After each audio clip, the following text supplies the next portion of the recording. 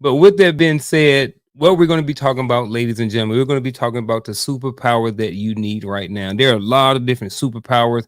There are superheroes. I see people walking around in schools talking about teaching is my superpower. But at the end of the night or the end of this conversation, I hope that we all can kind of figure out what our superpower is if we don't know one. If we know what it is, you know what I mean? Are we willing to adjust it or maybe not? Or just at some point, get to a point of understanding to where I want everybody to walk away at some point at the end of this conversation knowing what their superpower is, or at least start trending in that direction to see what your superpower is, or maybe not. Let's just kind of see where it goes. With that being said, gentlemen, we are going to move right into the first question of tonight. And this question is this: what qualities or habits have been most essential in helping you overcome life's biggest challenges, and how have these evolved over time? I um I would jump out there first on this question. I think it's a number of them, to be honest with you. The first thing that comes to mind is just me owning it. Like whatever it is that's going on in my life, there has to be some version of me that owns it, as opposed to playing the blame game and looking for every excuse under the sun. So owning my reality, owning that I participated in it in some shape, form, or fashion. I was participative or I was causative in my own current situation. So first and foremost, owning it. Secondly, I will put in there. I must say, the next thing as far as equality, I have to say, getting to the point to where humility became like a big deal for me. Humility and peace.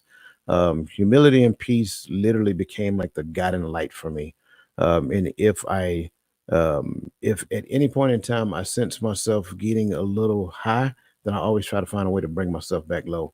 And pieces has become the thing that has been non-compromisable. And I think those things, the combination of those things together kind of helped me to overcome some of the largest challenges. And I think over the course of time, they have gotten better. And when I say gotten better, I can literally sense within me, like whenever I start to think a little bit too much of myself, then I have a way of bringing myself back down. To where I get to the point that I start talking more external about what's going on out here, talking about these people, so forth and so on. Then I start focusing on what it is I'm doing and how I participated or what I did to cause this particular thing. Like that for me is how it got better. I own it quicker, I get to it faster, and then I make the necessary adjustments within. I think for me, being able to have a closed mouth and listening ears helped me a lot, helped me grow. Whereas beforehand, I always had the answer. Or even if I didn't have the answer, I had something to say.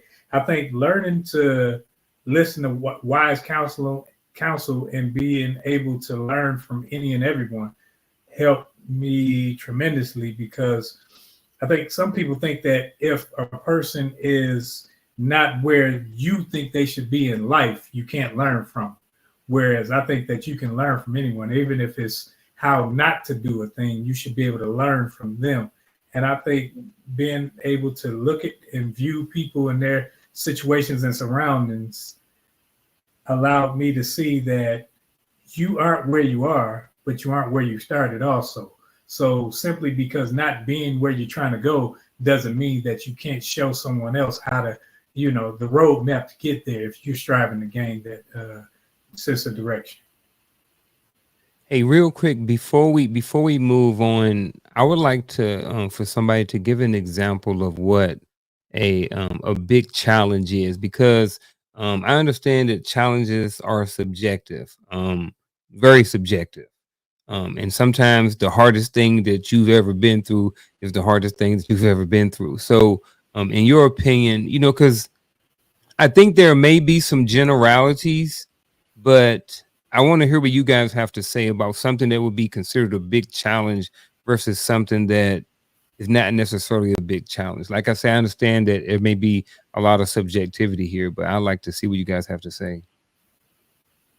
I think for me, I would say I've always, not other people, I've always been my biggest challenge. being able to get past ego, being able to get past excuses, being able to get past history and how I was brought up and my surroundings and everything. And when I could take me out of the equation, then it helped me see that there's a bigger picture out there. So, and it may be vague, but I think it's, to me, it's not as vague because I'm looking at it from, I'm introspectively looking at it because I know that I've always been the person or thing that held me back from gaining any type of progress to going where I was trying to go. Because whether it was fear, whether it was me holding on to something or whatever, it was always me. I don't think that's vague though. I think that that is a generality. I think that a lot of people have a problem getting past themselves, and I think that is a big challenge that for a lot of people, and that's why a lot of people don't get the success or the certain things in life that they want. So I don't think that that was vague at all. I think that was spot on as far as what I was looking for, as far as that question that I asked. Yeah, I'm same thing, but I'll go in more specificities. When you look at how you imagine your life unfolding when you were younger, when you were in that dream state, whatever the case may be, when you got married, when you were pursuing a particular career, whatever the case may be, and then you hit that point where it just felt like your whole world crashed down, like you went through a divorce or something of that nature. I think those would be examples of those things when you start looking at those big challenges, being able to overcome that and bounce back, having the mental resiliency and the emotional stability to come back and still function, function as a healthy human being, if you will. Those would be big challenges in my opinion. I thought you was about to go with. I'm gonna let you go in a minute, Gaddy, but I thought you was gonna go with reality, because I think that's a big challenge for people to overcome too. that's Like, that's coming. sheesh, It's coming, just wait. reality. Golly. What you got, Gaddy? You got something to add to that, or you want to jump back on this question? Um, well, on the caveat question for me, I all of us being soldiers, when I think of just commonality, if I'm talking in a public setting of what a hard time is, I think back. Remember when we used to do those you gotta be careful with your word YouTube, your unalive training, unalive prevention training. Uh, we always talked about what are some of the key factors to look for, right? Because these are some common things that people go through that lead to hard times that cause us to spiral. And I think Coach kind of brought up one when we talked about divorce. You talk about financial hard times, or what have life changes that affect people, or just like what you said, reality. Because a lot of these things are reality. Everybody's relationship is not going to go well. Everybody's money is not going to always be good. Uh, and so those are some of the things that I consider to be hard times on a broad spectrum. Uh, and then the question at hand, um, y'all hear me well? I'm good You- on It's a my little end. choppy, but you coming through. Okay, my apologies. I just started acting up. Um, but on this question, for me, it's an up and it's a down on me. It's knowing, learning when and how to care. I think some get overzealous on everything, and I have to learn when to draw back. Sometimes I think about me, I put too much effort and too much care in things that doesn't hold a lot of weight, uh, and then they become a lot of mental involvement in a thing that doesn't need to have much mental involvement. So uh, that's one of the habits I had to learn how to assess the thing and realize how much energy you need to go to that thing. That's all I got. I would say, looking at this question, one of my biggest challenges was being able to see things through to the end. I would start something, I wouldn't complete it. I would start something else, I wouldn't complete it. um, and that was a habit of mine. So one of the things I started doing was just started being more intentional, and kind of creating a plan from start to finish with that project or whatever it was doing. So a simple adjustment or habit I created was creating a plan for that thing, like writing it down, saying this is what I'm going to do, yada yada yada. So just being able to write things down, and create a plan for them has created some success. Also, being more consistent with things. You know what I mean? Just developing a habit of being consistent with things, excuse me, pays off huge. You know,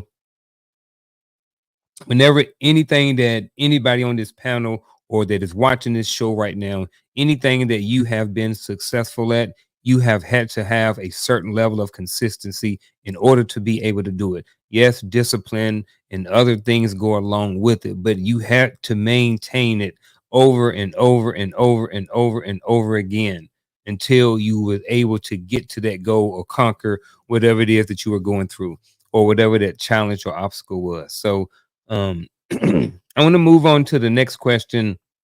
Um, how do you think personal strength like resilience, adaptability, adaptability, or focus have impacted your success, and how can others develop these same abilities? Um, Before y'all answer, I think this is a good question because we're on here and we're talking and we're having these conversations, but it's not just about having a conversation. What can people on the other end learn or pull away from these conversations? So I think this is why it's important. This is almost coming up with, excuse me, nuggets or clues or helpful hints that people can get from these conversations. So I kind of said that for them, but also to give you guys a couple of minutes to kind of think about it before you give an answer. So with that being said, I will read it again. How do you think personal strengths like resilience, adaptability, or focus have impacted your success, and how can others develop these same abilities?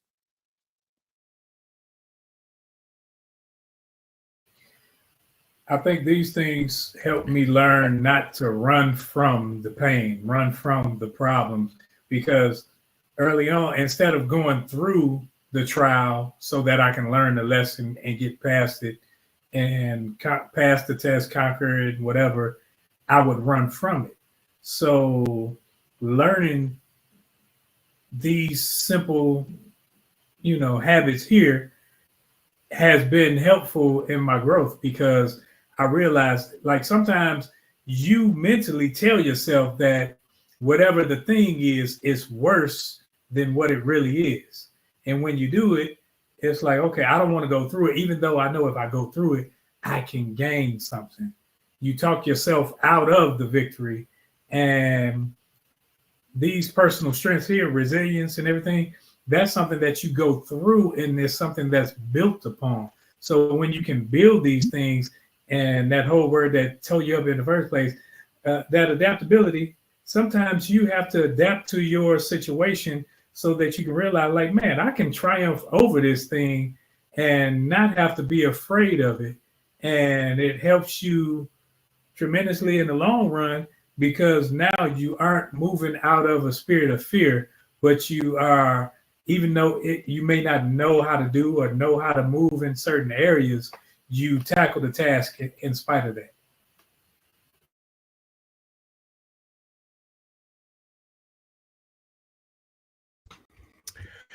Man, so when I look at this question, resilience, adaptability, of all to me are necessary in my success or whatever it looks like, because I think I'm still on my way to wherever I'm going. But resiliency had to be a key factor because whether you're in the military or in the civilian workforce, there's people that affect your job, that affect your mission, that sometimes affect your ability to complete missions on the job. There's people that affect the environment around you.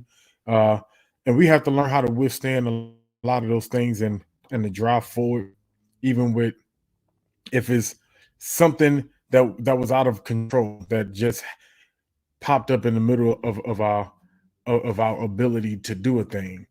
We have to learn how to stand resilience, but sometimes that's also come with having a plan, right, and staying focused. Because I think focus and resiliency can go together. Um, and then adaptability, change happens. Everybody on here has been promoted, has been in a new position, has a new unit, in a new phase of life, and you have to learn how to adapt. They don't do it over here in 211 like they did it in 282.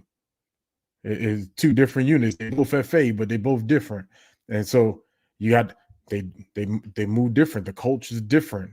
You have to learn how to adapt to it, or else if and I've learned this, never learn how to adapt. The only thing you can do is regress because everything is going to continue to evolve and move forward.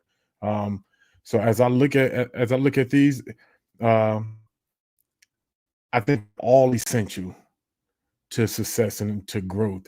Uh, and others, we just got to practice and grow every day. I think when we talk about how can others develop these same abilities, you got to practice them. I think the unfortunate thing when it comes to resiliency, right, is that the only way to gain it is to go through something. You can't gain resilience is a thing like ever gone through it or dealt with a thing. And it, same thing with adaptability. You have to go through changes to get there. Um, but having a good support team that you do is important. Hey, coach, I'm gonna jump in here before you do, so I ain't gotta go back to back. All right. And also, first of all, I think everything that y'all said, I get everything. I grabbed it. Also, I want to just add to how do you think personal strengths like resilience, adaptability, or focus have increased your success? It has made all aspects of my life better. That's how it has impacted my success when it comes to my relationships, when it comes to my finances, when it comes to my health, when it comes to my fitness, when it comes to my career, when it comes to my hobbies.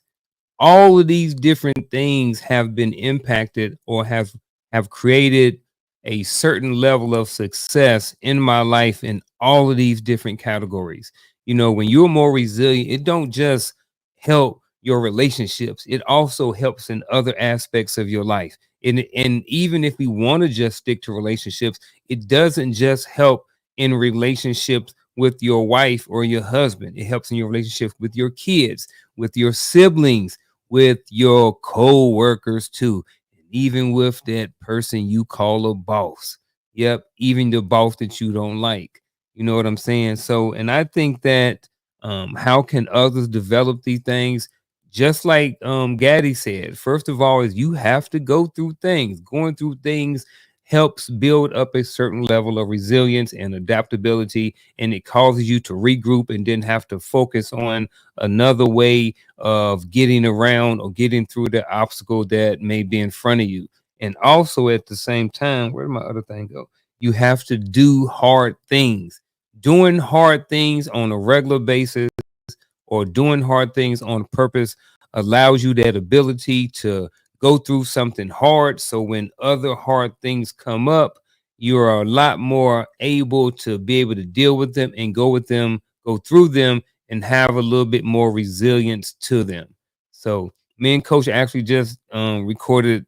We just talked about this in an episode of Coach's Corner here, not too long ago. So pre-recorded. So stay on the lookout for that. Um, what you got, Coach? Guilty. No, I'm joking. Um, Guilty. Hmm. I um, I think all of us can reflect and remember a time when we had in our mind what success was going to look like for a particular thing. And we were so excited and we were motivated to do this thing or whatever, kind of like what we talked about the other day. And when we tried it, it pushed back on us. So my perspective of success, it didn't show up the way I thought it was going to show up. So success kind of had to teach me some things. as I was trying to pursue it. Well, one of the things that it taught me is that I needed to be resilient. If I was going to achieve success, I needed to keep trying because there were some lessons that success needed to teach me before I got to it.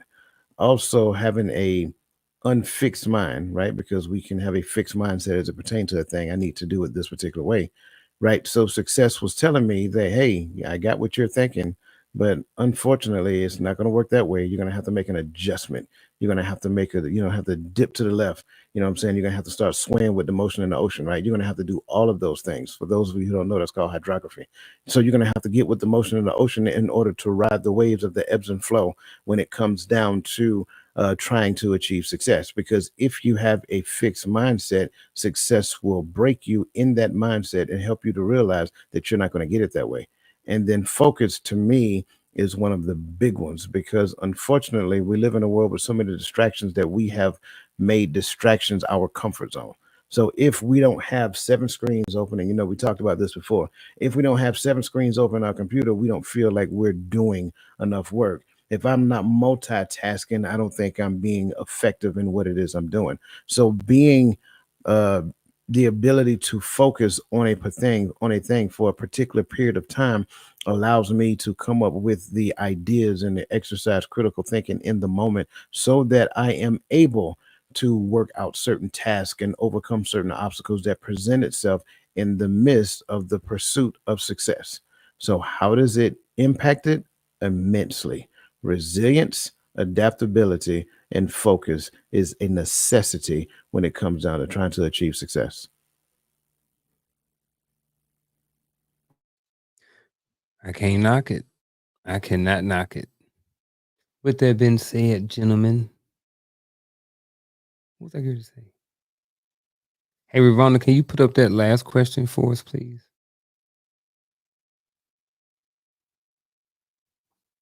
Where'd it go? Actually, it was this one. Did something change? Can y'all hear me? I feel like everything just got real quiet all of a sudden. Like, I don't know, maybe I missed something. So, chat, gentlemen, this right here, this is the last question of the night. I just put it up here. We're going to come back to it, but the reason why I wanted this to come up here was so the panel could see it, and so um, the chat could see it. Because at the end of the show, I want you to type in what your superpower is, or what is the superpower you think you need right now in your life. So again, I wanted to put this up here so as we're talking, you're thinking about this, and then at the end you can respond to it in the chat. All right.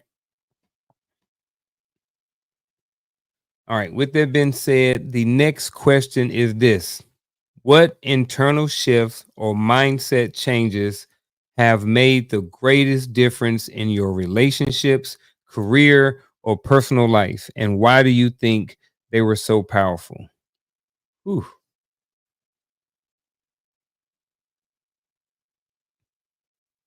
I'll start with this one.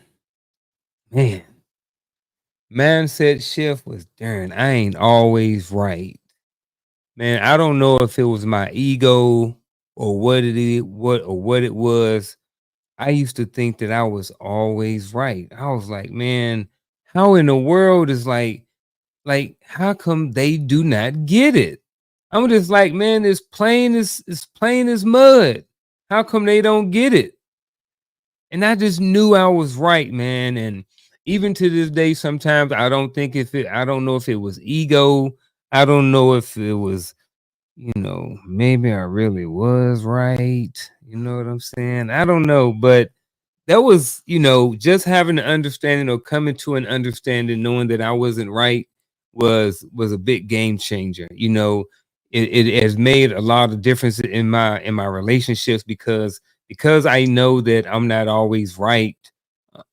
Yeah, I'm open to a difference of opinion or a difference of a perspective, because now I know that I don't have to be right, or I can be right, and Gaddy can be right too. It's just that the perception or the lens that he's seeing or that we're seeing the same thing through is just different. So um I'm not always right. when it comes to my career. Sometimes there are people in my job who know more than me. Sometimes I need to shut my mouth.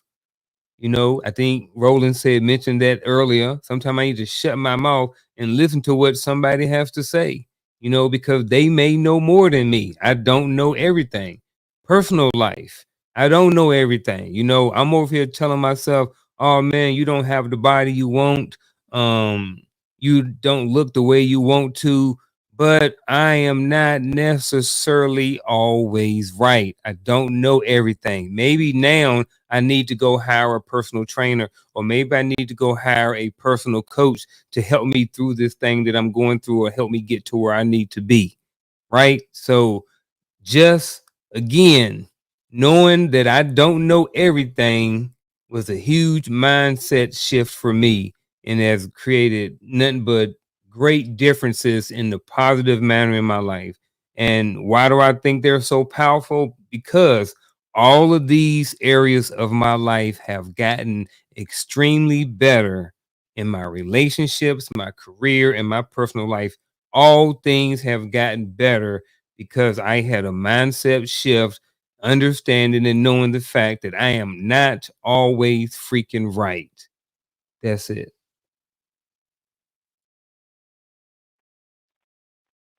So first of all, I apologize. I think I'm back in the fight now. Um, so with this one, it's kind of similar, Coach, on to what you just said, because I am the type that don't need to always be right, but I always need to have the answer. I have to go find the answer, and I have to give the answer. If something can't stay broke or can't stay wrong or can't, and then I have learned that in doing so, you know, even as a 42, right, being as an HR guy in the army, being in a shop full of other HR guys, I have to, even if it's not my lane, I have to go find the rig. I have to go do the research, and I have to know the answer. Then I have to come back and provide that answer, just in case everybody don't have the answer. But then I started realizing when it comes to relationship building in the professional world, I was cutting a lot of people's legs doing so, especially when they outrank me. And so I've had to learn that, because that's a habit of mine in life. I always have to go find the answer. I have to know why people think a certain way, why people act a certain way, why it's broke, why family like, and I feel like I always have to give the answer. And so essentially, I'm saying the same thing Uncle was saying. I have to be in the sense of being right. And so sometimes I had to learn that I don't have to always provide the answer. Though I have the desire to know the answer all the time, it is sometimes it's not proper for me to give the answer in that setting. Maybe maybe I need to go share it with the person that should be giving it one on one and see if they found the answer. Hey, did you see? So I was looking it up. This is what I got. And so those are some of the shifts that happened that made my professional life better, allowed me to have better relationships in my professional life, at least, to where I don't undercut people because I have a desire to go find the answer and then deliver it. There's a way of doing things, and seeming arrogant, and then there's a way of doing things to where it actually becomes helpful. And so I had to find that balance.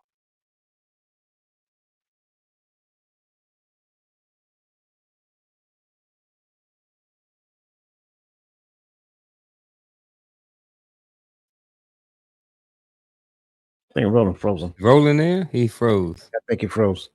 Oh, he might Uh, have been frozen for a long time then. may have been. I'm not sure. Um, I think it's twofold here for me. First and foremost is that I am not in competition with anybody but myself. That was one of the biggest things, because we live in a society that pits everybody against one another. We're so competitive when it comes down to each other.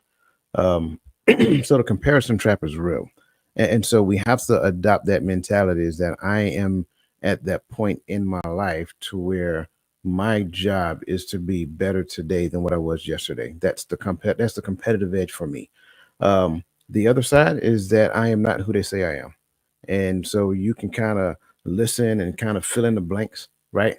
I am not who they say I am. So whoever you perceive they to be, that's the right answer. So we have to relinquish the mindset, the notion, the concept of the identity that somebody else gave you so that you can assume the proper identity so you can be the best version of yourself.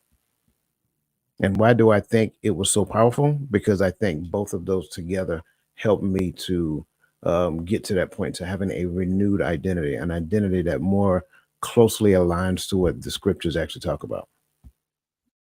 All right. You said something about you're not in competition with anybody. I get that. But I also, can you help me or help us? There's like a verses in here versus what we hear sometimes. Sometimes we hear, I'm not in competition with anybody. But then on the other hand, we hear that, a little healthy competition is good because it can sometimes push creativity. It can spark some motivation to get you going. It can push people because there is some competition there. So how do we, how do we navigate those two? Again, being not in competition with somebody, but at the same time, what we hear, healthy competition is good. I think we live in a world to where we are quick to put the word healthy in front of everything and say it's good. That's what I'm gonna Hmm. start with. Again, competition is exactly that, competition, right? We compete against a foe, an adversary, whatever the case may be. Can I look at what you're doing and learn from what you're doing and then put some of those things into practice? Absolutely. We're still not in competition though. I am learning from you because you're doing a thing. So, how do we define healthy competition? By a person sharing something with you and then you're seeing what they're doing and say, "Oh, I want to do better than them." No, that's called collaboration. That's not competition. If my goal is to want to do better than you, then the question that I have to ask myself, why is it that I want to do better than you? Why not try to do better than what I did beforehand and then use you as a sounding board to kind of help me grow in that in that vein, right? So I think that's the thing. We tend to put the word healthy in front of everything and say it's good just simply because we say it's healthy. Like this is a healthy microphone. Sure it is, because it works. So that's my point. We throw the word healthy in front of everything and say, yeah, that's it. Okay, change the narrative now. What would happen if we start using words like collaboration instead of competition? Because again, what is the end result? If it's some person that you're competing against, is there not a winner? So who ultimately wins? Well, if you win and I win, it sounds more like collaboration. And if I'm not mistaken, the last time we talked, we wanted everybody to win. So that's not competition at all. That's called collaboration. And that's my thoughts. All right. So I've been watching Roland, right, on TikTok, and that Joker been putting up a whole bunch of weight, right? That Joker been on there lifting weights.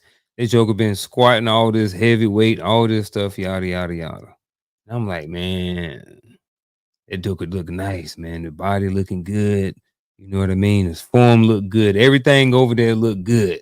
And I'm like, man, I want to get past him, right? So I'm looking at him like as my competition, though, right? Like not in a negative way, but I need a goal. I need something to strive for and to get past. So now I'm looking at Roland as my competition. He don't know that I'm lurking, ninja watching all his posts, you know what I mean, trying to do the same thing he do, eating the same supplements he doing, you know what I mean, watching him from the background. But I see him as my competition.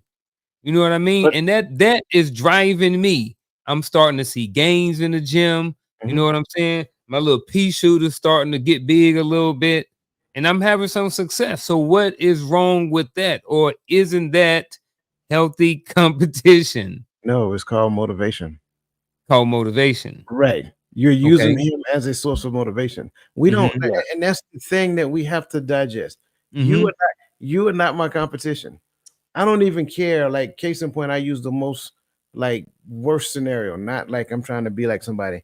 When people go through relationships and then they separate, go through a relationship. I said that. When they have relationships and then they have a bad breakup, that person is not the adversary. You see what I'm saying? It's just Mm-hmm. that you two we're in two different mindsets when it comes down to what relationship is. But the issue is that most people can't come to some type of resolution in their adulthood. That sink in for a second. In their adulthood, to be able to separate amicably, that becomes part of the problem. So what we'll do is we'll put terms on people that don't belong. I'm not competing against you because I'm supposed to be collaborating with you. So if changing the narrative, I can use Roland as my motivation because I see him hitting the gym hard, all that other great stuff. Like we used to do CT Fletcher back in the days. We'll see what CT Fletcher got going on. Yeah. We go to the gym, we try to do the same thing, right?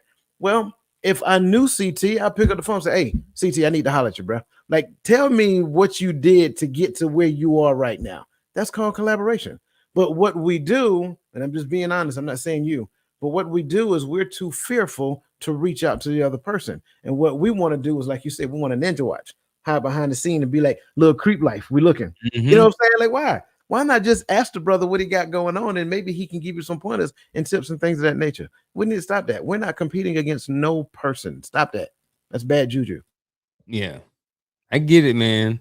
I was just trying to, just trying to understand it a little bit more. I'm on here and I be trying to learn too. You know what I'm saying? So, but I appreciate everything that everybody has said, up to this far. Again, up to this point, ladies and gentlemen, if you are watching and you have not already smashed that like button, or shared this video or hit a heart or 100 or anything like that, please do so at this time. And we greatly appreciate that. Gentlemen, in your experience, you guys are old now. So in y'all long 70 something years, 50 years of living, being soldiers, traveling around the world, all these different things.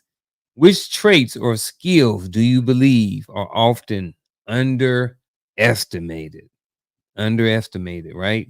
But can be the key to long-term success and fulfillment. So in your experience, which traits or skills do you believe are often underestimated, but can be the key to long-term success and fulfillment? Since I was pegged as the old guy with all the experience, I'll go first. The baby of the bunch. Yes, sir. Yes, I'll take it. I would say to to me, my experience has taught me that listening while everyone is talking is a very underestimated skill. Right? In every aspect, I have learned to listen while people were talking around me. I don't have to be in everybody's conversation because you can hear what people are really thinking, what people are really saying. Uh, in the workplace, when I listen to other people talk, people are like, man, how did you learn all these different aspects of S1, right? Easy. When other people are talking and answering questions and asking questions, I'm listening. I want to know what the answers are too. I want to know what's going on as well. In the absence of leadership, I can step up. Why? Because I know what's going on. I'm not in the dark. Right. Uh, no matter where I am out and about, if people are conspiring or trying to put things together behind my back, you can't do it if I'm listening, if I'm paying attention. Too many people are caught up in what they're doing in their tunnel vision, but this thing's going on around you. And sometimes we miss the plot. We miss the sneak attack and we miss information that can become useful to us. All these different ways that it can become useful for us to just sit back and listen. I don't have to join every conversation. Matter of fact, Roland may not know he's being talked about, but I hear them talking because I'm not trying to. And because if I jump in that conversation and then I find out they're talking about my brother, now I look like I'm in the game with them, just talking about them. But instead, I'm able to hear. I'm able to see what the plot is, and I can go to my brother and say, "Hey, hey, we need to tighten up because blah. This is what's going on. This is what's happening. We need to get it together." We can actually be ahead of the power curve and ahead of the game, and even ahead of the attacks that are against us when we learn to listen, when we learn to pay attention, to be aware of our surroundings. So to me, that's a very underestimated skill. Bro, hold up. Now, if I'm hearing you correctly, you said so the answer to your question in your experience, which trait or skill do you believe are often underestimated? You said listening. Are you frozen? Yeah, listening, bruh. That is the most simplistic thing that you can do. It requires nothing. You don't even have to move a muscle in your face or anything to listen. Underestimated listening. Wrote it down, taking notes. Who's next? Uh, since I was, I lost my furniture, my keys, and everything, I didn't get to answer that last question. My background. Uh, and then I came back and I was in the gym lifting the whole gym and that whole fictitious story. But I wanted to chime back in on what internal shifts or mindset changes have made the greatest difference in my relationships, career, personal life, and so on and so on. Go Because ahead. mine was pretty much the opposite of you guys. Because for me, I was used to being fake. So that internal shift where I didn't have to be fake. I didn't have to be the fake friend. I didn't have to go along to get along. Where I learned to be my own man and stand on my own morals and have principles of my own instead of just going with the flow. I think that made the difference in my life with my friends, with my family, with my, because before I could be a fake friend, I could be a fake boyfriend, fake husband, or fake whatever, because I would just think of how a role was supposed to be played, and I would just jump in line and say, "Okay, I'm telling what you want to hear."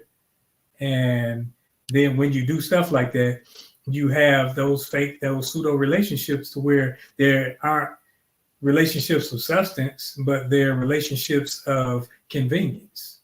So that's where I am with that one. And to go with this one, man, it's gonna be short and sweet. Self-reflection.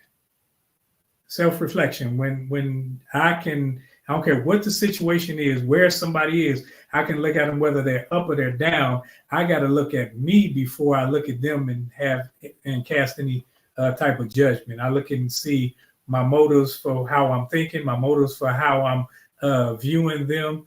And when I start looking at things like that through a self-reflective lens, then I say, okay, I could see how people choose this route, but I may not want to. That's not my path.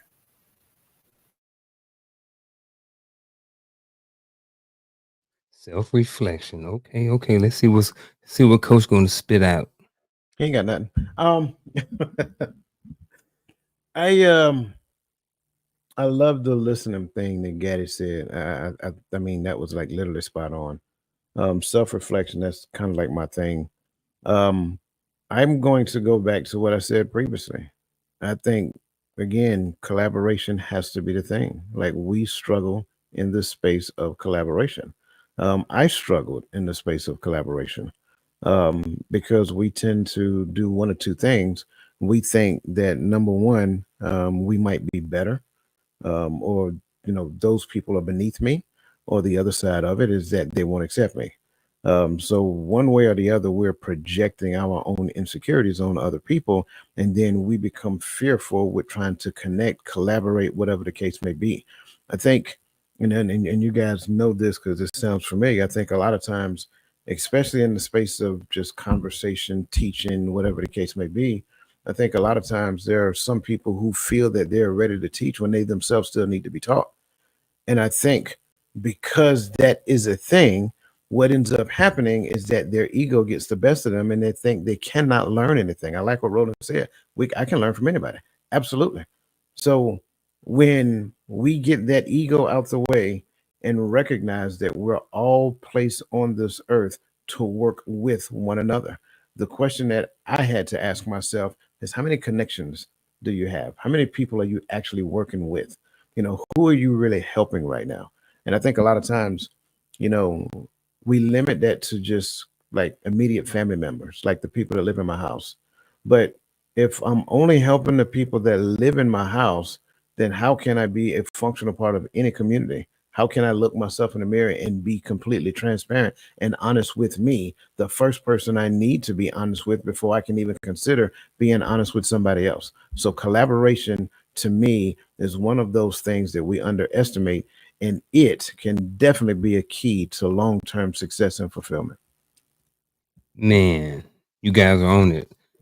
Listening, self-reflection, collaboration. I'm going to add to the pot the power of no, right?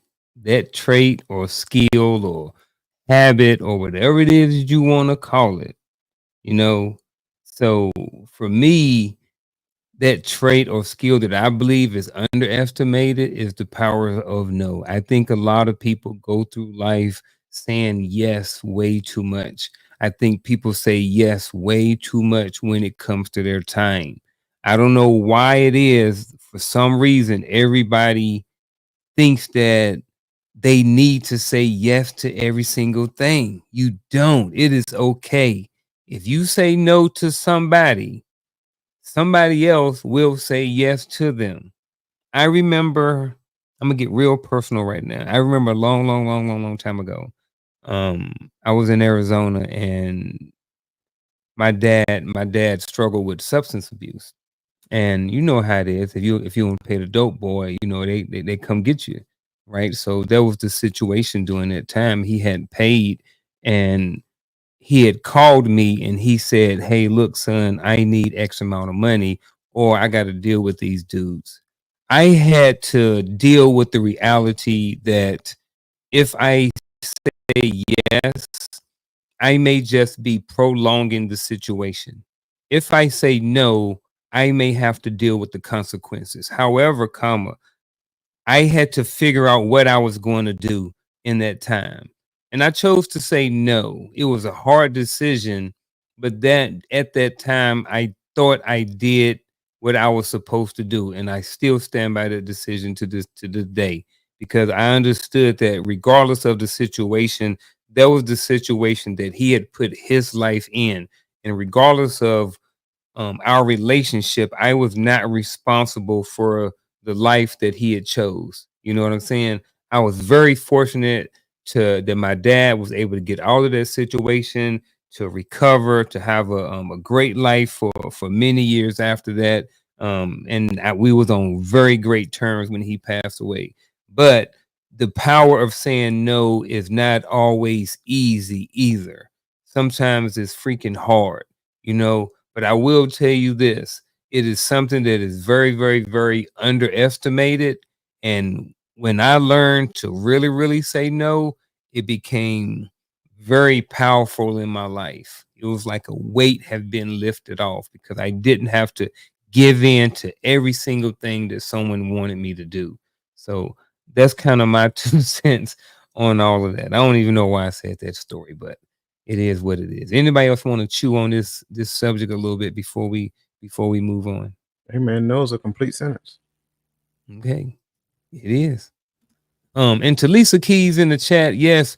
They were talking about my coffee, and Shell got me cheesing about this coffee. Yeah, we got a new coffee machine, early last week, I think, or so. So we've been making coffee. So I wanted something tonight, so she made me some, and she came in here earlier, and it's good. Ain't nothing in it. Ain't no Baileys or no Kahlua or nothing. And it's just love in there. So that's what we got going on over here. So we're gonna move right along. When reflecting on moments of failure or adversity, because goodness knows, being in the military and being married, you didn't hit a whole bunch. All right. So when reflecting on moments of failure or adversity, what inner strength or external strategies help you turn the situation around? And how can others tap into those same resources? Reframing perspective. Uh-oh. That's the initial thing for me. When reflecting on moments of failure or adversity, I think a lot of time our perception of failure kind of throws us to the left. So we have to get to the point of reframing it, reframing the adversity. It's something in that failure that's supposed to teach me something. Once I figured that part out, then I focus on the thing that I'm supposed to learn in the failure or in the adversity, and then let that be the thing that catapult me forward. And the key here is not to allow the failure or adversity to prevent you from doing it again. So when you get to the point and when you learn how to reframe things and look at things from a different perspective, seeking the goodness that is in it for you, right? Sure, the outside may look rotten, but once you open it up, the seed still exists. So can I pull the seed out and replant the seed? Absolutely. So those things got to the point to where it not only gives you confidence in the space of failure, perceived failure, or confidence in the space of adversity, but it helps us to move forward. So now, change perspective, reframing, different things leads to some degree of confidence because now you have something more finite, something more concrete that you can use for your good moving forward. And how can others tap into that same resource? By simply trying. Can you give us an example of reframing, like an example of when someone would have to reframe something? Sure. Let's see. I Let's didn't go mean back. to put you on the spot, but I No, no, did. I'm okay with being on the spot. Okay. I'll go back to your example about you and Roland, right? Roland in the gym getting all the gains, and you trying what Roland doing, and then you realize that, man, I'm not growing, I'm not getting there. Like you start getting down on yourself because you perceive what you're doing as a failure. But you could reframe it and say, you know what, I'm a whole lot further along now and I've actually started doing this, that I started making this a practice, that I started working it out. I'm seeing some games. It's just not rolling kind of games, right? So reframing it to look at that instead of looking at what you don't have, right? So that's the thing. You have to change your perspective. Instead of focusing on the thing that doesn't serve you well, reframe it and focus on the thing that does serve you well. So in that moment, say, you know what? I'm feeling better. I may not necessarily be rolling big, but I'm getting there, right? I'm not there yet. Using the word yet is probably one of the most underrated words that we can use because it helps you to realize that it is a journey that you're pursuing. It's not something that you were supposed to put in the microwave and pull it out in 30 seconds.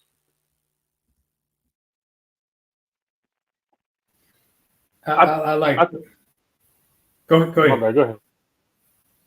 One of you. Okay, I'll go. I, With me, another way to reframe it, I like where Coach went because when we were in the military, it's in the same unit. The way we looked at like physical fitness tests, if you didn't get a 300, in our mind, you failed. Like, everybody else trying to get 60, 60, what is it? 60, 60, 60. We never looked at I was a that. 280 guy, 280 and above. Yeah, and it was like, okay, you got to at least get 270. It runs, So boy. it was like, and looking at it like not as a I failed, so I'm giving up. Now I know I have something to look forward to working on. I got to get better in these areas so that I can catapult myself to where this is still my standard. Because if we hold ourselves to a certain standard, then whenever you fall below that, it's considered failure. But we've coaxed ourselves into looking at things as being average, being a C student, being just getting by. Well, I passed. Well, I this, and we allow our kids to do it, and we instill that mentality into them that, oh well, you tried, you'll do better next time. It's like, no, you're not pushing the drive into them, even though they did pass. But if their objective was just to pass, oh, they met their goal. But if you saying you shooting for the moon and you hit the ceiling, come on, you ain't even trying. So that's why I don't have to really try to get a C. I can do the bare minimum and get a C and pass and get a degree and get everything else. And when you have that mentality, you're only cheating yourself. So when you reflect on those moments where you let yourself down, because it's a competition with me and me.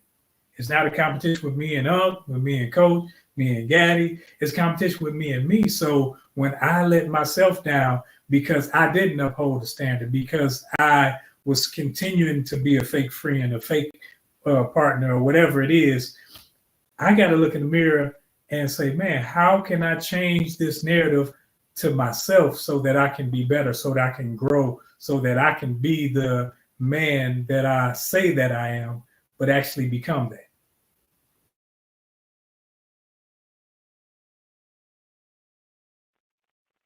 Yeah, I like what everybody say. But when I look at reflecting on my failure, that first part is what stayed heavy, is reflecting on failure. I think that's the part where most people have a problem with. I I failed. I don't want to focus on that. I want to move on to another goal, another thing. I want to change what my plan is. And all of a sudden, God called me to something different. He called you to this until you failed, and so now because you failed, He called you over here. Or that just wasn't my season. Uh, I'm with Coach on using that term yet because if that's the goal, if that's what I'm setting out to do, this is what I really want to do. Why am I giving up so quickly on my first plan? Why am I on plan B so quickly? And so I believe that I have to start taking notes as a part of my reflection. I have to actually take time to understand what caused the failure, at what point did I fail, and how much did I put in to this failure. I understand sometimes things happen that are out of our control.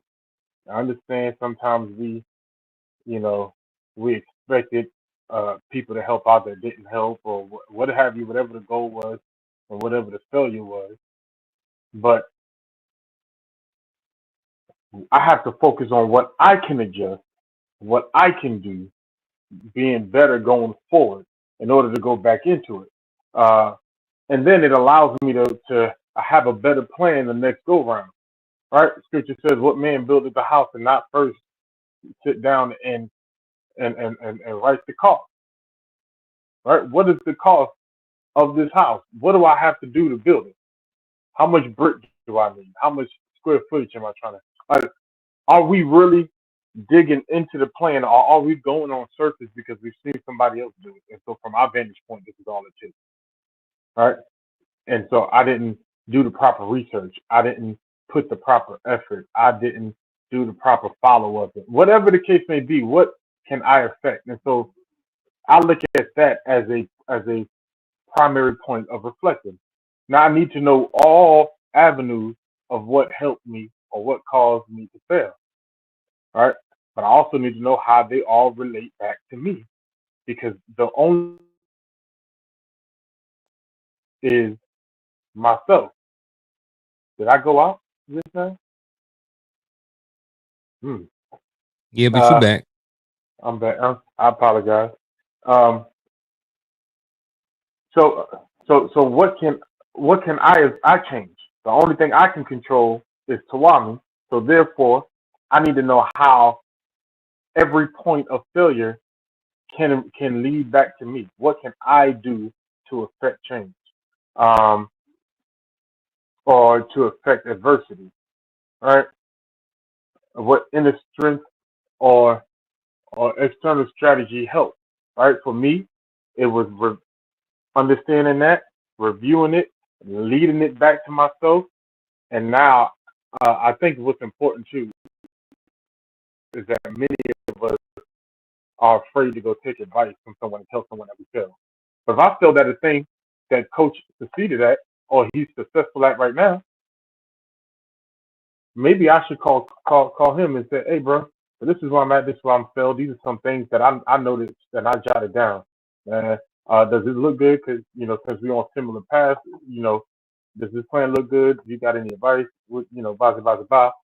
And hey, and it's the key part because we talked about this a little bit last week. Here's the key part. If I call coach and I ask for that advice, though he's my brother, and though that's my boy, you know what I mean, and I'm expecting some good results from from his advice because I see him moving and being successful. I'm not gonna say because he loves you anyway. Uh, I'm gonna keep that part quiet. Y'all know what I was gonna say, and expect the best when that time comes around. Now, no, but I can't be surprised when he tells me the price, and I think that's a part of success too. A lot of us have a limit to what we would do for success, and for some of us, that limit is pay. Ooh, But ooh, ooh. I'm a Can I tell you why? hmm, Can I tell you why we don't pay for things like that? Because why? we don't value ourselves enough. Mm, The mm. most important investment that you'll ever make is making on yourself. So if you're afraid to pay for something that will make you better for the duration of your life, it's only because you don't value yourself enough. You're still valuing things that are meaningless, like the external things. It's not the external things that'll make you grow, it's the internal things. Mm-hmm. Is it value myself or I don't believe in myself enough to pay? Six in one hand, half a dozen the other. Check right. What about a baker's dozen? All right, moving right along. Um, hey, I was rolling last week. Week before last, not tonight. Here's how I'm gonna answer this question. Answer it? Oh, yeah. All right. So mine is how blah, blah, blah. When reflecting on moments of failure or adversity, what inner strengths or external strategies helped me turn the situation around? Two things have helped me in the past. One, and still do, is pulling from past successes, right? So everything that you've been through, you've been through. Every heartache and pain that you had, you've been through it. Every time that you were sick, you've been through it. You are going to get through it again. So being able to reach back and be like, you know what? I went through this, I made through it. I got divorced, I went through it. I retired, I got through it. I got demoted, I got through it. This happened, I got through it. I got a car accident, I got through it. Broke up with my girlfriend, got through it. Broke up with my boyfriend, got through it. Filed bankruptcy, got through it. Right? So we have, at our age, we have a long list of past successes. So one of the things that I do is I reach back in those times and I look back and I dig into my bag of successes, like, you know what, brother, you went through all of this, you can go through this, right? One thing I do. And that brings me right around to the next part of that, which is self-talk, right? A lot of people think, oh, you be talking to yourself and they think it's a bad thing. No, talking to yourself is a good thing. Having conversation, even sometimes speaking things out loud can be a good thing too. I speak to myself all the time when I'm out there running. Sometimes I'll cut the podcast off and I'll start talking to myself, because now not am I only thinking it, but I'm talking it and then I'm hearing it again. So I believe in getting it in more different ways like that. So for me to answer this question, I think is pulling from past success and then self-talk, and how can others tap into these is self-reflection, reflecting back on things, looking at things, and spending some time in self-reflection. Because of time, I am going to shoot on to the next question, which is, here we go. What are some of the most powerful tools or habits that have helped you maintain consistency and balance in your life, even when faced with uncertainty or chaos? And I want to say this real quick again. Balance does not mean equality. It does not mean 50 and 50. That is not balance. That is equality, right?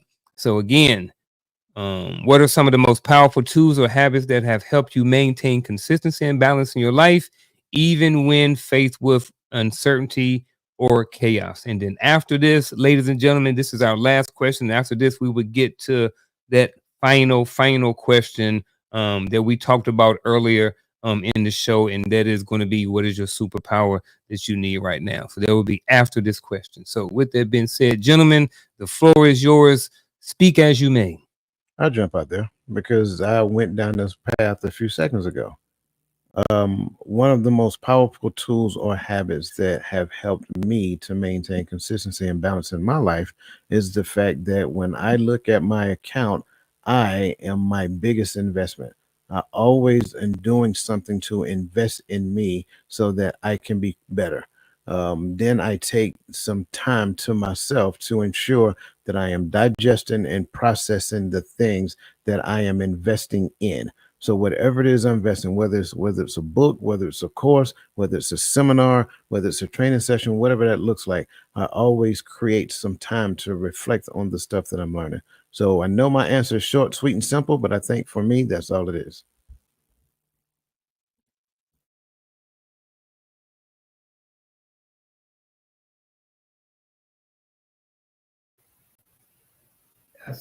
I don't know if you I reached. go. Yeah. I know it looked like I was reaching. I wasn't, but since that confused you, I'm gonna go ahead and go. My bad. Um, what are some of the most powerful tools or habits? And then the key part here was consistency and balance. Um, it's consistency.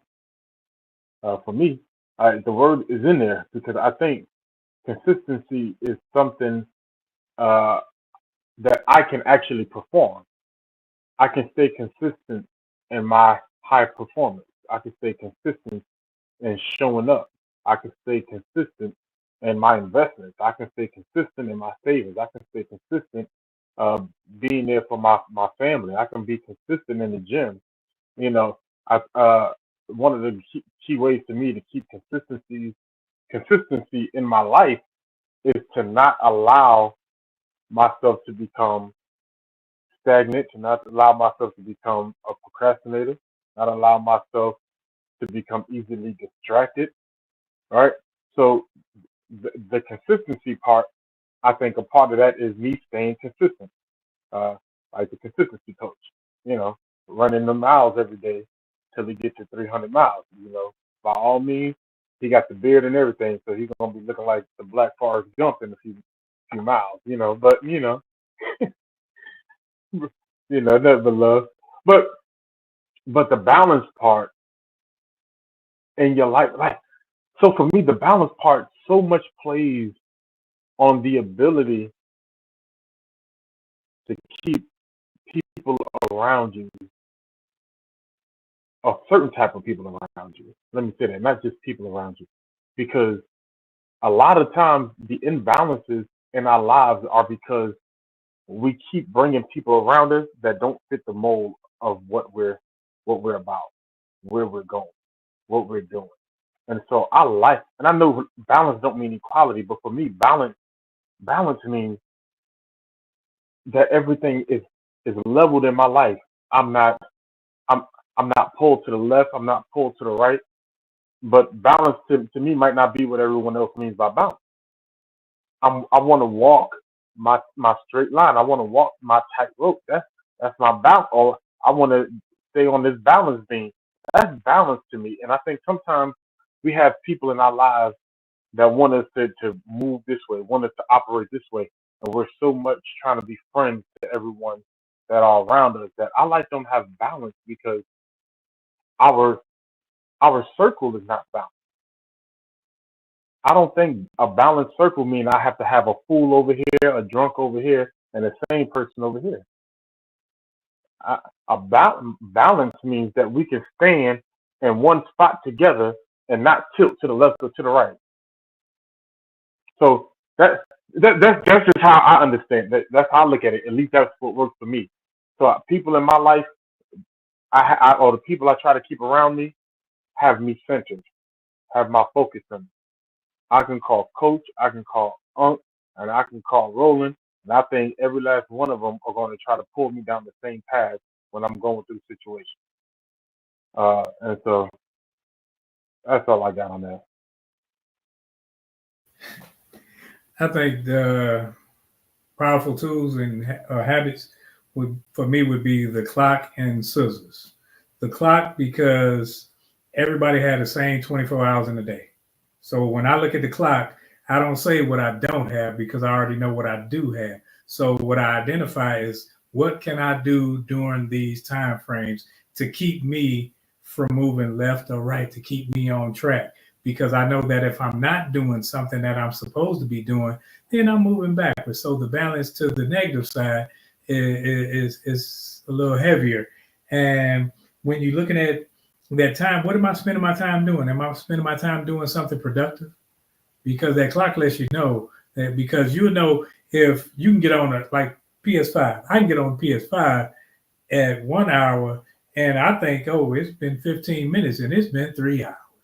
And I've just spent 3 hours entertaining myself doing absolutely nothing to build myself up. So learning that the clock is not there for you just to tell time and watch time, but it's to actually make time count. So when it comes to the scissors, sometimes you got to cut some things and some people out of your time frame, of your clock. You got to say, okay, this person is not beneficial in any way, so I got to cut them off. This person is beneficial a little bit, so I can spend a little bit of time here, but I'm trying to bring them over to where they're more beneficial. So when I say the time and the clock, that's kind of trivial, but that's saying that sometimes you got to cut some things or some people out of your life, or the time that you spend with those things, to where you can do things that are more profitable to where you're trying to be or who you're trying to become. Are you getting the new Call of Duty? I don't play it. I'll be ready for you when you Can- all. Just FYI.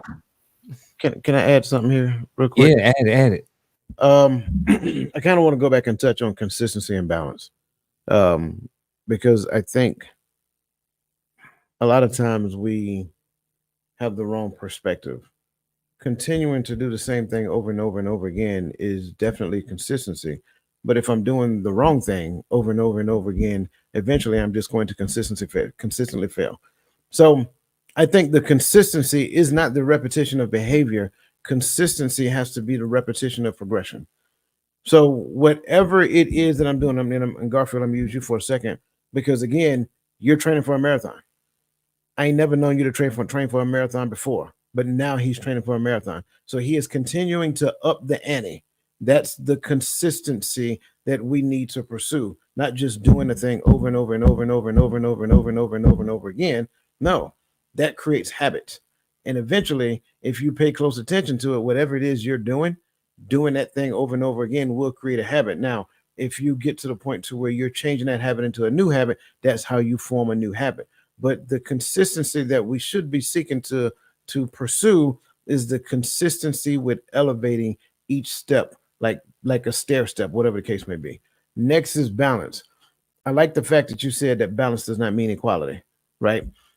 I like to look at balance kind of like a checkbook. It's like balance has to become a check and balance. There has to be things in my life to where I can, look at it and vet it against me to make sure that I'm in balance. So what does that really mean? That means that I don't surround myself, excuse me, I don't surround myself with everybody to say yes. I don't surround myself with everybody that do exactly what I want them to do, when they want them to do them, how I want them to do it. I surround myself with people who have an opinion, who have a thought that's different than mine, because I need that, because that helps to create more well-rounded thoughts. So now when you look at it from that perspective, consistency and balance now work hand in hand, because you have balance, because you have different perspectives in your circle, you have different background, you have different skill set, whatever the case may be. So you have a more balanced circle. And then now you look at the consistency within the scope of that circle, you will consistently grow because everybody is a part of that team. And everybody had some great talking points. It's not too much to add to that, but I want to go back to our NCO days. And I remember part of the NCO creed said that I will be fair and impartial when recommending both rewards and punishments. So when it comes to rewards and punishments, what are some of the most powerful tools or habits that have helped you maintain consistency and balance in my life? Rewards and punishments. Believe it or not, the consistency coach has rewards and punishments for his actions. If I don't do certain things when it comes to my fitness or to certain things, I can't buy certain things. If I don't do certain things when it comes to this, then I can't eat certain things that I may want to eat, or I may can't go out to eat and spend money like I want to. So believe it or not, I think that's something that I do in my life. And I think that that is one thing that more people should do. We like to place a lot of um things on everybody else when they don't do what they're supposed to do. We like to hold everybody else accountable.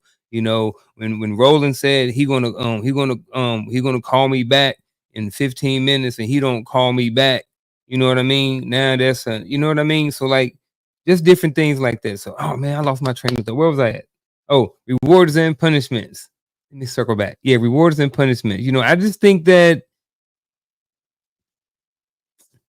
we give ourselves too much slack, and a lot of times we don't take accountability for our actions and our behavior and how we operate in our day-to-day life. You know what I mean? We're quick to hold somebody else. I'm quick to hold Roland accountable for not calling me back in 15 minutes, but I told Coach and Gaddy 3 weeks ago that I was going to call them back, and I ain't called them back yet. So it's like rewards and punishments. And I know it may sound like something we do to our subordinates or to our kids or to our soldiers, but what if we applied that logic to our life? What if we put ourselves in control? You know what I mean? I think everything would be a lot better. So um, that's my response to this question. Is just that, like I said, one of the things that helps me maintain that consistency and balance in my life is simply rewards and punishments. You know what I mean? And it is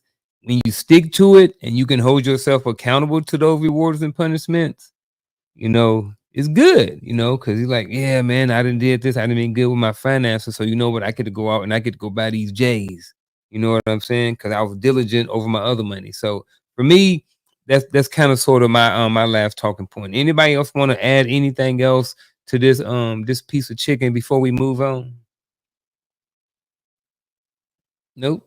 Well, all right then. So what we're going to do now, ladies and gentlemen, we are about to get into our final thoughts. And our final thoughts for tonight is going to be the last question of the night. So, ladies and gentlemen, I'm going to ask you that while we are going through this last question of the night, which is, again, let me throw it up here. There we go. What is the superpower you need right now? So as we are all going through our final thoughts, I would like for everybody to tap into the chat or whatever you're at and figure out, let us know what is the superpower that you need right now in your life. And with that being said, we're going to start going around the horn with our final thoughts, and we'll be back in a few. Man, this was a good topic. I liked how it evolved. And so, in the space of this question, what is the superpower I need right now? It would be the ability, and I'm using superpower for the record, as in something that I'm not sure if it's attainable, but in the sense of what I need, the ability to read people's intentions as they come into your life. Because I think too often we like to show people what they want to see. We're auditioning for a space in people's life.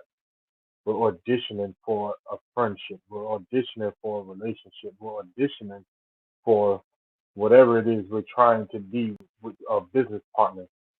So we put on our interview person, but not the person that's actually going to show up on the job.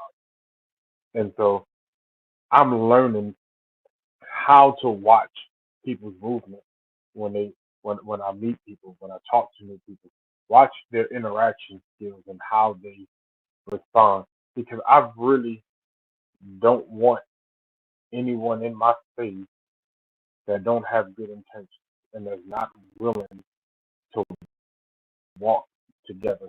Because how can two walk together except they agree, right? It's the idea, but not just agree in the sense of you say yes to everything I say, but agree in that we understand what the goal is, what the outcome is, what it should look like on the way there, and we agree that the Most High is the only powerful and Most High God, right?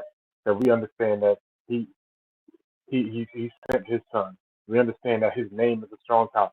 We have these commonalities in our core understanding and belief, and so we can walk together in unity.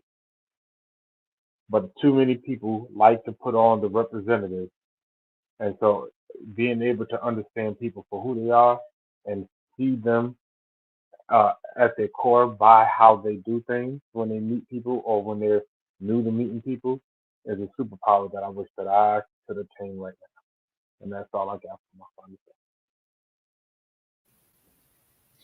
Man, y'all crazy. Y'all talking about superpowers. I want to be like Wolverine. I want that healing power.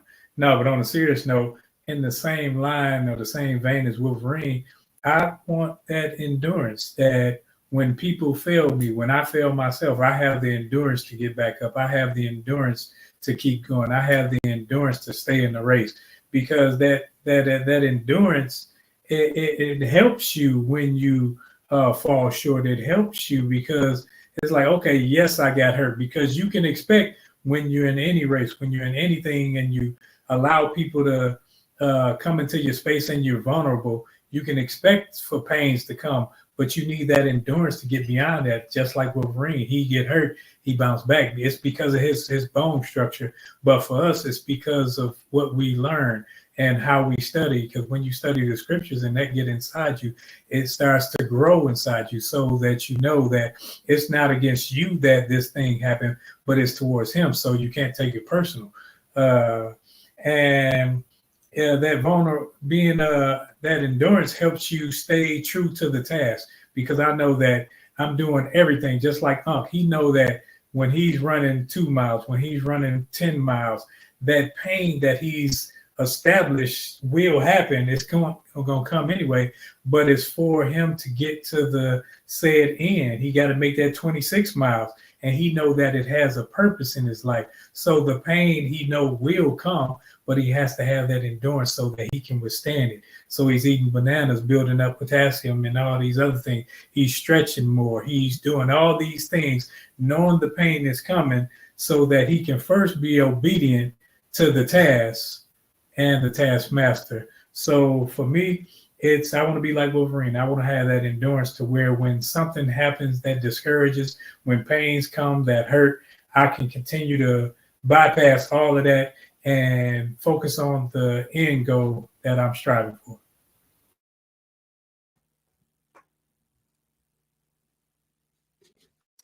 For me, what is the superpower I need right now and why is empathy. Um just being transparent. I think, I think I'm a little bit more empathetic, but I think that I could probably be a little bit more empathetic. I think that, probably, some of these other gentlemen can attest to it. When you have built up a lot of resilience in your life, sometimes you may not be as empathetic to people and to situations as we should be, and why do I think I need my superpower right now to be empathy? I think it's because not a reset, but I think it's time to do an evaluation of my friends and my circle and just things that's going on in my life, just different relationships. And I think that, when it comes to family and friends, I think that sometimes having those times in your life where you reevaluate relationships, kind of look at what's for you, what's not for you. And I think sometimes it takes some empathy, because it's easy for me to say, hey, this person is doing and living like this, so I'm just going to disregard them, even though they're a part of my family or a relative or something like that. When I may not necessarily be looking at everything or even looking through things from an empathetic lens. So, again, for me, what is my superpower that I need right now? And that for me is empathy. Oh man, this has been good. I think for me, the superpower, and you know, you guys gotta humor me for a second. The superpower that I need right now, that I think everybody needs right now, not just me, but I think because we have it, I just think it needs to be strengthened. It needs to be stretched. It needs to be more robust in our life. And that superpower is called expectation. I think the problem with us is that we have an expectation that has zero responsibility metric that goes along with it. And so when you look at what expectation really and truly is, and you can look it up and Google it for yourself, it is the belief that a particular thing is going to happen or something is going to be, right? So when you look at your expectation, or when you consider your expectations and how expectation actually works for you, it should look similar to this thing they call faith. Because in my opinion, they go hand in hand.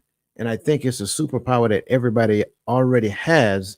But the problem is we don't necessarily exercise it enough, or we have an expectation for the thing that was never promised to us. And when we have expectations for things that were never promised to us, now we get discouraged, and then we teach ourselves not to have expectations anymore. But it's not that you can't have expectations anymore. It's just that you can't have expectation for something that's not yours.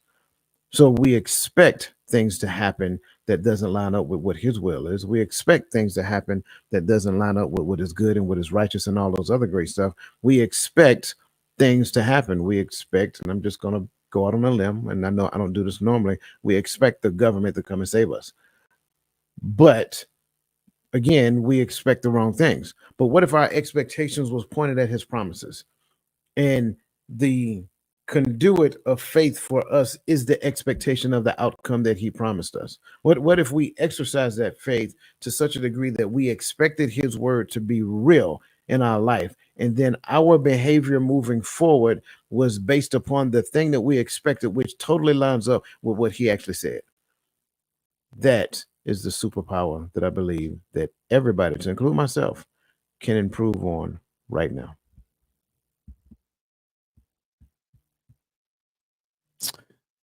Man, everybody has some great superpowers that they need. I'm even looking at um excuse me, I'm even looking at the chat, and I'm seeing the absence of limiting beliefs. I'm seeing creativity. What else? The ability to ask for help. Ooh, huge one. Huge one. That's a huge one right there. Who said that? James Samuel. Thank you for that. And everybody. The brother that's supposed to be sitting up here with us. Oh yeah. Bro. That's what's up.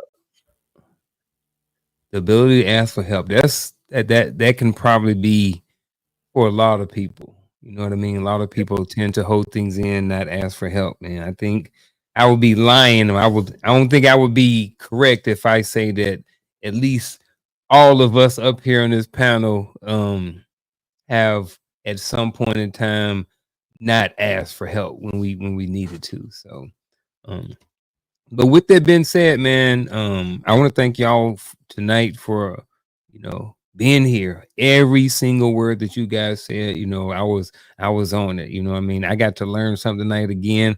I love when we have these shows where, they're good, they're informative, and I get to learn. I like being selfish. You know what I mean? I'm just being honest. I look forward to these conversations because I get to learn and I like to learn. I like being around these gentlemen, all these great things like this. I like interacting with the chat, yada, yada, yada. So, with that being said, gentlemen, please, if y'all have anything else to say right now, to close us out, real quick, please do so before we hit that end button. I think that talks like this are humbling because they allow people to see and allow us to speak that, hey, this ain't a perfect walk. We need one another to continue to lift up. Hey, you guys lift my head. Hopefully I do the same for you. And as we walk and we learn and we grow and we do better, hopefully we can spread that to everybody in our community and so forth and so on. Because this is like what the brother said, about not asking for help, that's not just a male trait. That's a human trait that sometimes you think that you're being a burden or you know it all or any of thing that you can think of, but sometimes it's just that thing that tells you not to do it. But when I know that I can come to my brothers, come to my sisters, where they can edify me and not just with encouraging words, but the encouraging word, it's a benefit. Mindset coach.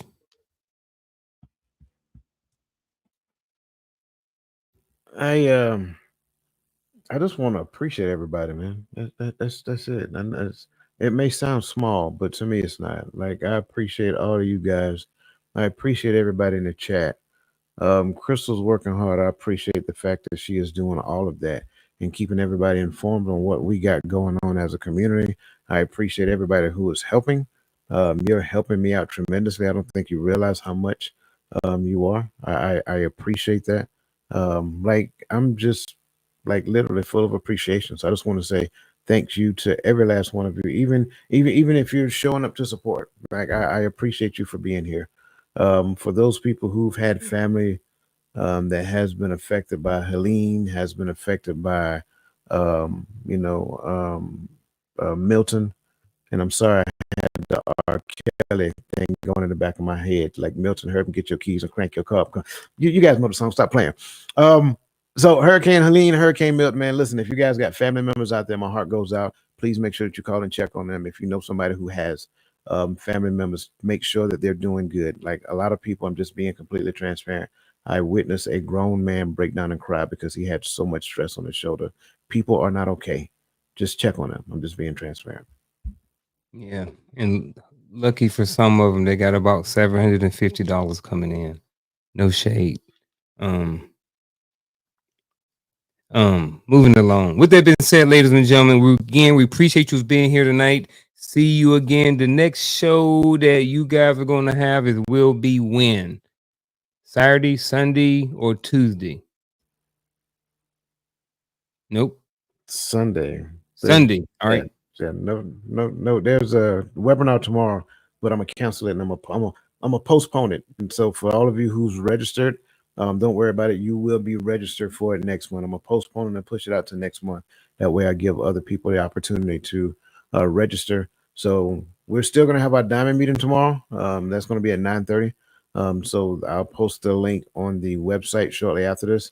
To Sunday is Mr. Rolling Down the Street. Skreet. Mr. Rolling Down the Street. No, I'm sorry, Street. He is going to be hosting TikTok on Sunday, so make sure that you guys join us. As always, it's going to be fun, and I'm going to be quiet so the consistency coach can close us out. Just in case y'all missed it, it's only been about a week or so, but Roland is now 51. In case y'all missed it earlier. There you go. Happy birthday to Mr. Rolling Down the Street, ladies and gentlemen. The Unk, Dwayne, Timothy, poor man Dr. Phil, everybody else. We are out. See y'all tomorrow. Peace.